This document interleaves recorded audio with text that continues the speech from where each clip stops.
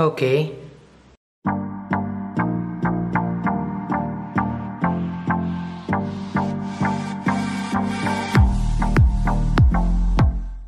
Hey, what is up techies? Vicky from the Elementon back with another video, and this is my review of the LeeCo Lee1S.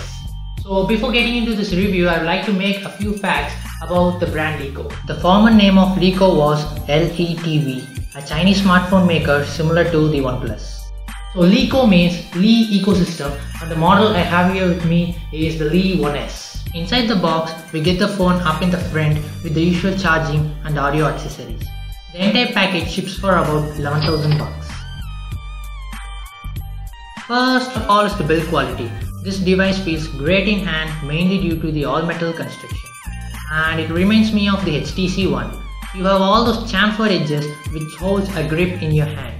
The screen sports a 5.5-inch 1080p display and it extends all over the edge, giving you a feel of bevel-less phone. And at the top we have a 5-megapixel front-facing camera and a few sensors. At the bottom there are capacitive touch buttons. Over the left we have the SIM slot capable of carrying micro and a nano SIM. And on the right we have the volume rockers and the power button. At the back we have a huge 13-megapixel shooter with a single flash, and then there's a dedicated fingerprint sensor. At the top we have the headphone jack and an IR blaster. Finally at the bottom we have the firing speakers and USB Type-C charging port. This device adds a 2.2 gig octa-core processor with 3 gigs of RAM for the buttery smooth performance, 32 gigs of storage with no expandable option, and finally a large 3000 mAh battery with quick charge. On paper, the device looks more of a high-end phone. The Lee1S still runs on Android 5.0 Lollipop, skinned with the EUI 5.5. There is no dedicated app drawer to quickly navigate to those apps. Personally, I don't love much of the customization in this skin. Shortcuts and UI are far different from the stock theme. Those toggle buttons which you would normally have on top in the notification bar are now accessible through the multitasking button. But I think I'll get used to it with practice. The speakers, as said, are down-firing, so there's a chance of accidentally closing it when watching videos or playing games. But they get surprisingly loud and they seem to be a good choice for media consumption. One good thing about this device is the USB Type-C, which is the present trend in fast charging and data transfer. This device runs smooth with those 3 gigs of RAM. I didn't encounter any lag in the performance, but increase in performance drowns the battery life quicker. All those 3000 mAh of juice is consumed by the Helio X10 processor. The fingerprint sensor is a joke.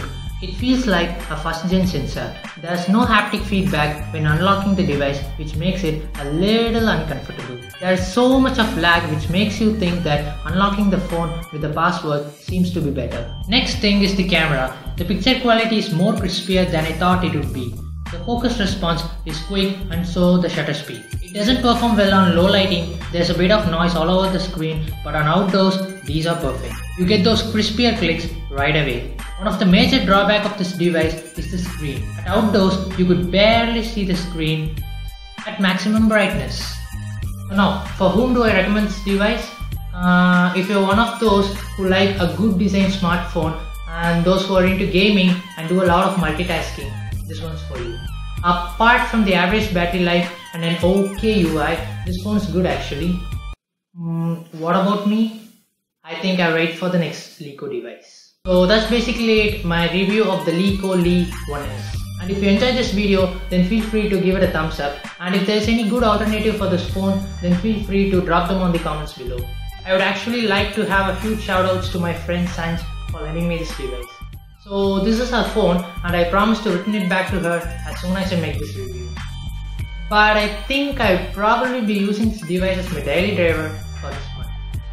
Probably. Thank you so much for watching and I'll see you soon.